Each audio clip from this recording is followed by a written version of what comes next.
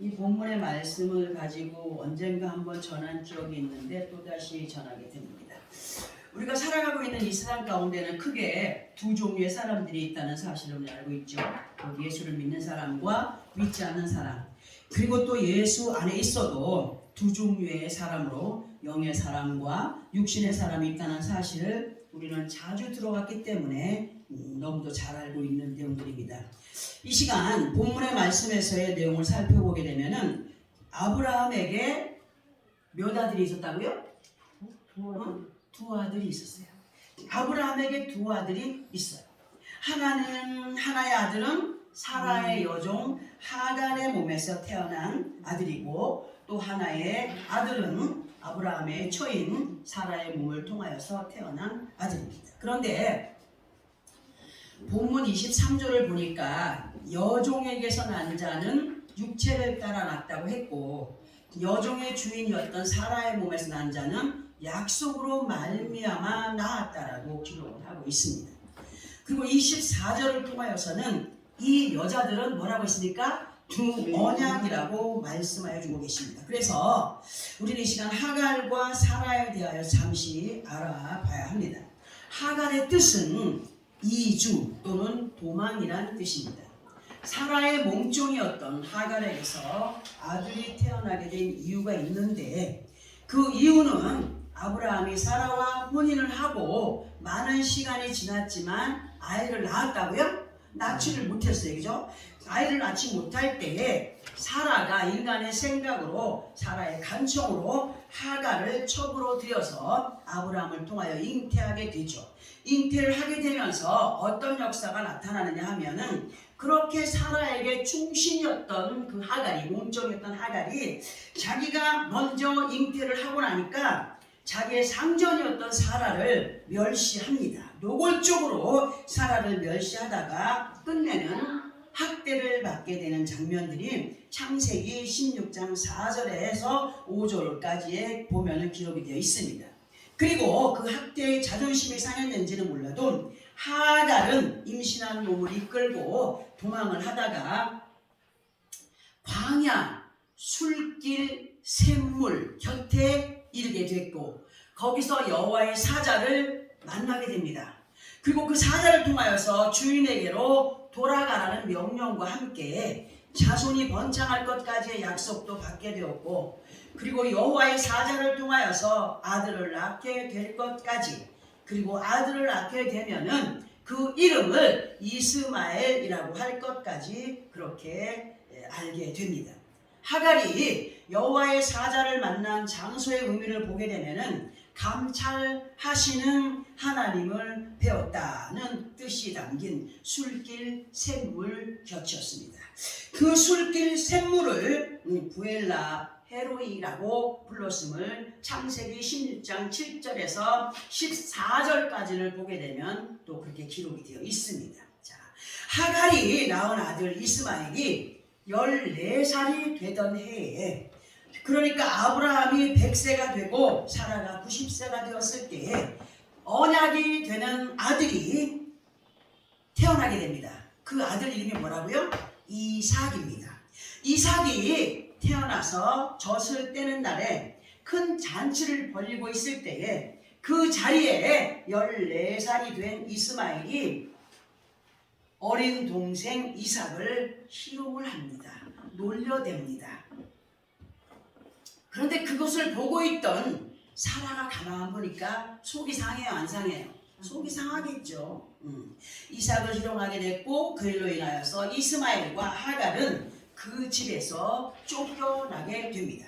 그러나 여호와의 사자를 통하여서 말씀해 주신 이스마엘로 하여금 민족을 이루게 될 것이라는 약속을 상기시킬 때에 눈을 밝혀서 샘물을 찾아 마시게 한 장면들이, 많은 어떤 그런 일들이 많이 있지만 조금씩 전해드립니다.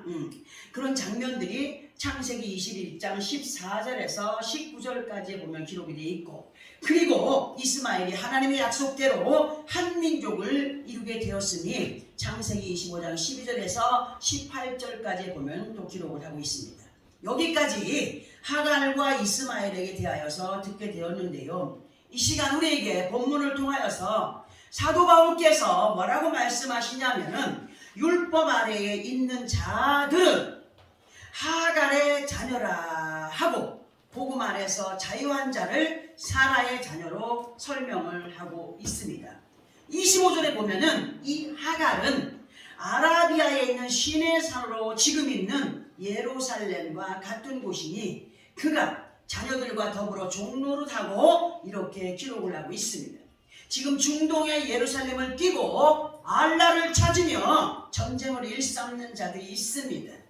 이 땅에 구원자로 오신 예수 그리스도조차 부인하며 율법에 얽매여서 자신들이 세상에 법을 집행하는 자들이라고 착각할 정도로 그들에게는 구원의 그림자조차도 바랄 수 없는 율법에 매여서 사악한 영들의 종노릇 당하고 있는 자들, 그들이 누구의 후예입니까? 이스마엘의 후예들입니다. 그런데 본문 26절을 통하여서 이런 말씀을 해주십니다. 26절에 뭐라고 하십니까? 오직 위에 있는 예루살렘은 자유자니 곧 우리 어머니라. 이 말씀을 어떤 사람들은 이 말씀을 왜곡해가지고 어머니의 이름으로 기도해야 한다는 무리들이 생겨났어요. 어머니의 이름으로 기도하는 단체가 어디입니까? 천주교죠. 성모 마리아의 이름으로 기도합니다. 그리고 천주교를 비롯해서 개신교 쪽으로도 어머니의 교회가 있습니다. 그러나 예수 그리스도 안에 하나님 자녀들은 아버지 하나님께 누구의 이름으로 기도합니까? 예수 그리스도 이름으로 기도해야만 아버지께서 들으신다고 말씀했습니다. 이 이름은 아버지 하나님 앞에 설 때까지 변함이 있다고요? 변함이 없음을 우리는 믿어야 됩니다. 천하 만국에 예수 그리스도 이름 외에는 구원이 있다고요? 없다고 했습니다. 구원이 없음을 믿으시면 아멘. 아멘. 다시 본문으로 돌아가서 두 여인을 언약이라고 하셨고 이 두 여인을 통하여서 두 아들이 태어났지만 사람의 상식으로는 이해할 수 없는 일들, 곧 하나님의 구원의 약속이 장자가 아닌 차자로 사라의 몸에서 태어난 이삭을 통하여서 구원자가 오실 것을 말씀해 주시면서 본문을 통하여서 곧 우리 어머니라 말씀하신 것을 볼 때에 이 말씀에서 우리 어머니라 하신 것은 뭡니까? 상징적인 것, 상징적인 비유로 보아야 한다. 그리고 예수 그리스도 안에 있는 하나님 자녀들에게 있어서 생명의 원천이 어디서부터 왔느냐 할 때에 비록 우리가 육신의 부모를 통하여서 태어난 인생들이지만 생명의 원천은 어디로부터 왔어요? 하늘로부터 왔다는 사실입니다. 영적인 모태는 산소망의 약속에 있는 하나님의 나라인 것을 우리는 성경을 통하여서 확실히 알고 있습니다. 그러니까 그 옛날 하갈을 통하여서 왔든지 사라를 통하여서 왔든지 그 모든 생명은 어디서부터 왔습니까? 하늘로부터 온 거예요. 하늘로부터. 그리고 하갈을 땅에 있는 예루살렘으로 비유를 하셨다면 사라는 하늘에 있는 예루살렘으로 비유를 해 주셨습니다. 이렇게 비유를 해 주셨을 때에 이 땅에서의 사람들이 예수 그리스도 안에 있어도 땅 위에 예루살렘을 이루어가는 사람과 하늘의 예루살렘을 이루어가는 사람들로 나뉘어져 있다는 사실이죠. 그러니까 영의 사람과 육의 사람입니다. 예수 그리스도 안에 있어도 온전한 구원을 이루어가는 사람들이 있는가 하면 이 땅에서의 모든 것을 만족하며 채워가는 사람들이 있다는 사실이죠. 이러한 모습을 육에 속한 믿음과 영에 속한 믿음으로 구별을 할 수 있다. 그리고 그 옛날 이스마엘과 이삭의 가는 길이 같았습니까? 분명히 달랐습니까? 틀렸습니까? 달랐던 것처럼 같은 아버지 하나님의 말씀으로 우리가 예루살렘을 이루어가는 우리들이지만 이삭과 이스마엘 그리고 그 후예들이 어떤 지간이 되었습니까? 원수 지간이 되었어. 원수 지간이 되어버린 것처럼 같은 예수 그리스도 안에 있어도 인도자들의 편향을 따라서 어떻게 돼요? 거기는 되고 거기는 안 되고 막 갈라지게 되죠. 그죠? 응? 갈라져 버리는 믿음으로 또는 아버지 하나님의 말씀을 왜곡하는 가운데 서로를 정죄함으로 원수지간이 어디에서 지금 이루어져 가고 있어요? 교회들끼리 같은 예수 그리스도 안에서 같은 목사라고 하는 사람들 가운데에서 그렇게 무리를 지어가면서 흩어지면서 갈라지면서 하는 상황들이 지금 그렇게 비일비재하게 많은 시간 속에서 이루어져 가고 있다는 거예요. 우리 모두는요, 어떤 교회보다도 어떤 유명한 목사보다도 제일 우선이 뭐가 되어야 됩니까? 하나님의 말씀이 돼요. 하나님의 말씀이며 그 말씀을 따르며 아름다운 예루살렘을 세워가는 우리가 되어야 된다는 사실을 오늘 확실하게 마음에 새기시기 바랍니다. 그 연결해서 본문 27절을 보게 되면 이런 말씀이 있는데 함께 합독을 해봅니다. 27절 시작. 기록된 바 잉태하지 못한 자여 주목하라. 산고를 모르는 자여 소리질러 외치라. 이는 홀로 사는 자녀가 남편 있는 자의 자녀보다 많음이라 하였으니. 아멘. 자, 그러면 이 말씀의 뜻이 도대체 뭘까? 응? 만약에 여인이 결혼을 했어요. 결혼을 했는데 임신을 하지 못한다면 그 마음이 어떻겠습니까? 괴롭겠죠? 슬프겠죠? 어떻게 보면은 죽고 싶은 마음도 생기겠죠. 그죠? 자존심 상해서. 그러나 이 말씀은 육신의 잉태와 산고를 말씀하시는 것이 아니라는 겁니다. 아버지 하나님의 뜻을 의지하며 나아가는 자들이라고 한다면 아버지 하나님 앞에 그 산고를 겪는 것처럼 힘쓰고 애쓰는 믿음이 있어야 된다는 거예요. 아이를 못 가지면은 아이 좀 갖게 좀 해주세요. 간절하게 외칠 거 아닙니까? 그죠? 그런 마음을 갖고 누구에게 가까이 가라고요? 하나님 앞에.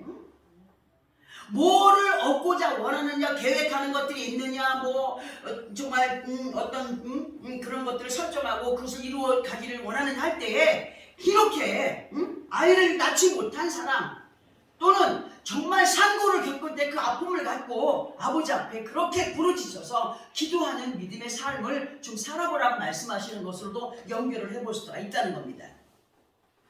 그리고 27절 마지막 부분에서 뭐라고 하십니까? 이는 홀로 사는 자녀가 남편 있는 자의 자녀보다 많음이라고 하셨어요. 자, 그러면 지금까지 우리가 들어온 말씀을 보면은 곧 예수 그리스도 안에 있어도 자신에게 기울어진 편향된 믿음 안에 거한 사람들이 온전한 예수 그리스도를 믿는 사람들의 수보다 어떻다는 겁니까? 적다는 거예요.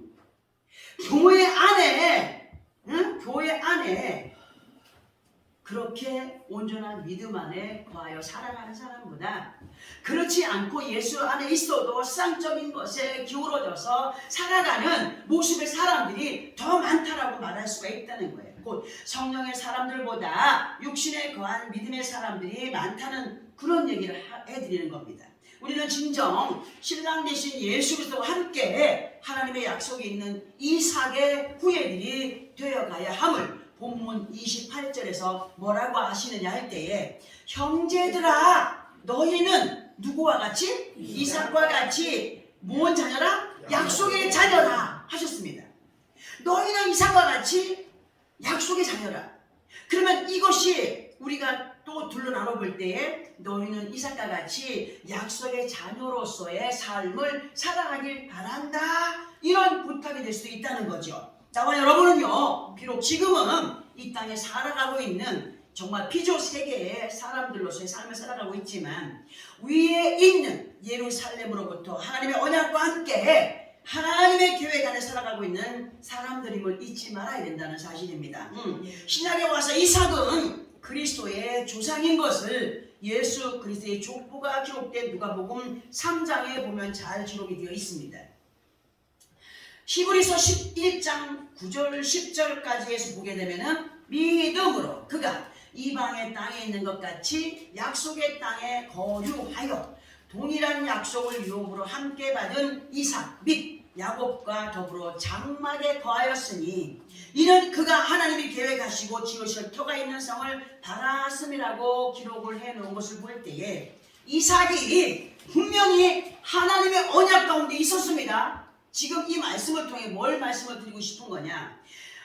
이삭이 분명히 하나님의 언약 가운데 있었으나 그러나 언약 가운데 있는 그 자가 어떻게 했다는 거예요? 그 완전한 언약에 이르기까지 뭘 지켰다? 인내, 믿음을 지켜갔다는 겁니다. 우리도 예수 그리스도 이름으로 구원이 약속되어져 있고 하나님의 귀한 언약들이 우리에게 약속되어져 있지만 어떻게 해야 된다는 겁니까? 그 언약을 이루어가기 위한 믿음이 우리에게 있어서 자라가야 된다는 것을 오늘 말씀하고 있습니다. 오늘 이 말씀에서 히브리서 11장 9절 10절에서 동일한 약속을 유업으로 함께 받은 이삭과 및 야곱과 더불어 장막에 거하였다 하는 말씀 볼 때에 정말 그 믿음을 지켜가기 위해서 이들이 예배를 게을리 하지 않고 장막에 거하였다는 사실, 이와 마찬가지로 우리들도 예수 이름으로 구원은 약속받았으나 그 약속을 이루기까지 믿음은 들음에서 난다라고 하심을 따라서 예배의 장막에 거하기를 힘써야 된다. 아멘. 믿음을 게을리 하지 않는 우리가 되어야 함을 알게 하시는 말씀이라는 사실입니다. 그러나 이렇게까지 말씀을 통하여서 아버지 하나님께로 향한 믿음이 이러해야 한다라고 들어 알게 하시지만 순간순간 어떠한 믿음에 거해 있는지 우리 말씀으로 보겠습니다. 참 말씀이 나를 그렇게 그냥 콕콕 찌르시더라고요. 우리 구약성경 아모스 6장 12, 13절을 봅니다. 1280페이지입니다. 구약성경 1280페이지 아모스 6장 12, 13절. 우리가 어떤 방법으로 살아가며 어떠한 모습들로 그렇게 살아가고 있는지 한번 보겠습니다. 아모스 6장 12, 13 구약성경 1280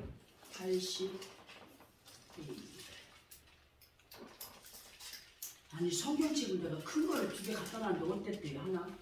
저 뒤에 있네.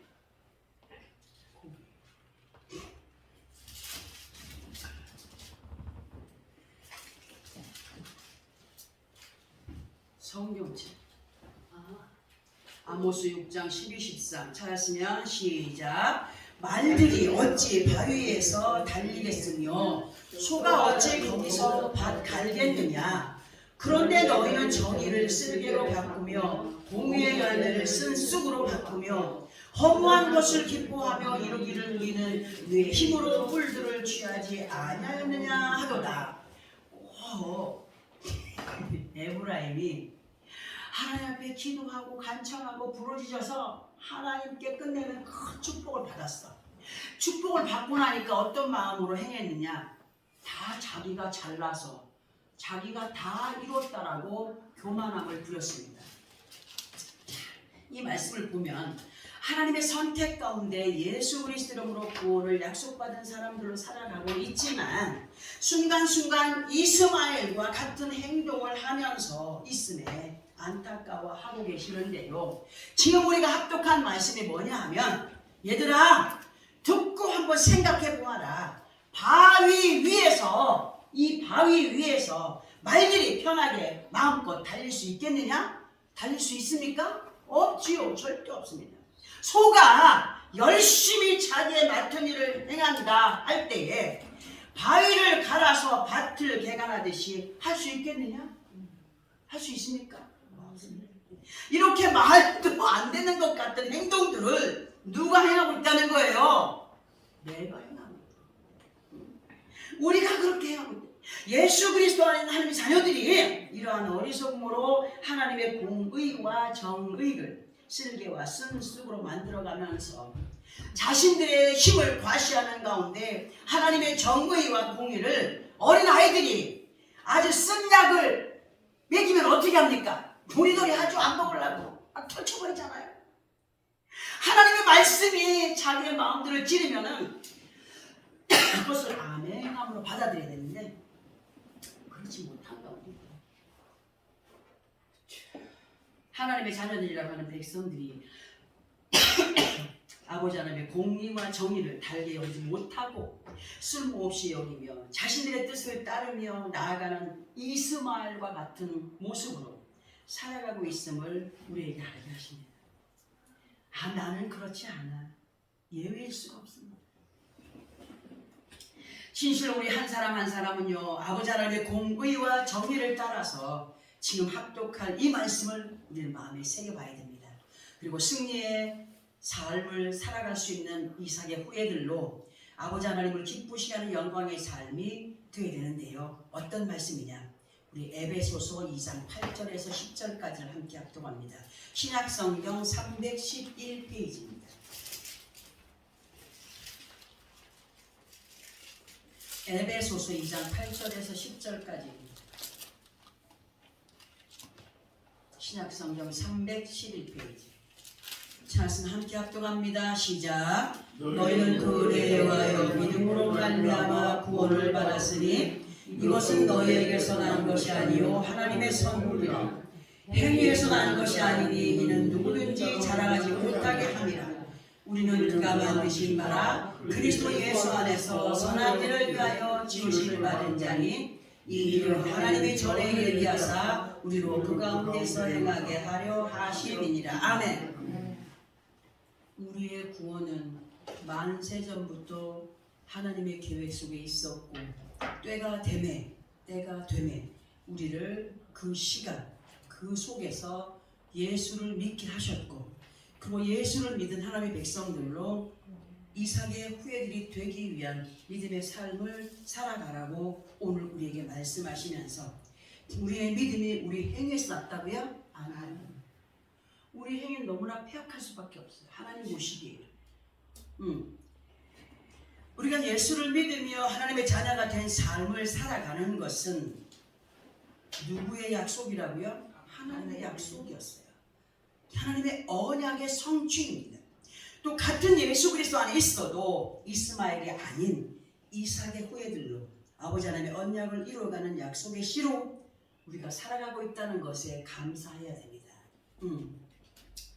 정말 하나님께서 오늘 우리에게 주신 이 말씀을 다시 보면서 조금 전에 합독한 말씀, 너희는 그 은혜에 의하여 믿음으로 말미암아 구원을 받았으니 이것은 너희에게서 난 것이 아니라. 우리가 누구를 믿음으로 누구를 믿음으로 구원에 이르렀습니까? 예수 그리스도의 이름을 믿음으로 구원의 이름을 받았습니다. 그리고 이르러 가고 있습니다. 이것은 우리에게서 난 것이 아니라 하나님의 선물이라고 말씀하셨습니다. 행위에서 난 것이 아니라고 말씀하시면서 누구든지 자랑하라고 했습니까? 나는 이런 믿음을 가진 사람이야 라고 자랑할 수 있다고요? 없습니다. 우리는 누가 만들었습니까? 하나님이 만드신 거야. 그리스도 예수 안에서 선한 일을 위하여서 지음을 받았다. 예수 믿기 전에는 우리의 뜻대로 살아갔지만 예수를 믿고 나서는 하나님의 선한 일을 위하여서 세워져 가고 있음에 우리는 확신해야 됩니다.